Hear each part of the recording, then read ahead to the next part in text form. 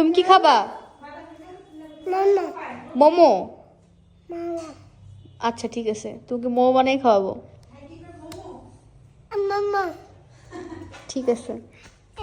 জগদানন্দ মোমো খেতে চেয়েছে, তাই আমিও দেরি না করে রান্নাঘরে গিয়ে মোমো বানানোর প্রসেস শুরু করি। প্রথমে ময়দার মধ্যে লবণ, তেল আর জল দিয়ে ভালোভাবে একটা ডো মেখে নিই। এরপর সয়াবিন সিদ্ধ করে ব্লেন্ড করে রাখা সয়াবিন আর আগে থেকে গ্রেট করে রাখা গাজর, আলু, বাঁধাকপি সব কিছু একবারে দিয়ে লবণ, ধনিয়ার গুঁড়া, হলুদের গুঁড়া খুব ভালোভাবে মিশিয়ে ভেজে নিই।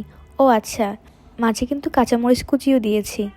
এরপর লাস্টে সয়া সস, হিং আর সামান্য সাম্বার মশলা দিয়ে ভালোভাবে নেড়েচেড়ে ধনিয়া পাতা দিয়ে নামিয়ে ফেলেছি।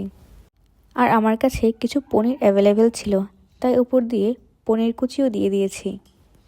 এরপর আগের থেকে ডো করে রাখা সেই লিচিগুলো গোল গোল করে ছোট ছোট করে নিয়ে বেলতে শুরু করেছি এবং সবগুলো মোটামুটি হয়ে গেলে একসাথে পুরোগুলো ভিতরে দিয়ে পছন্দ মতো শেপ দিয়ে জলে 10 থেকে 15 মিনিট ভাপিয়েছি।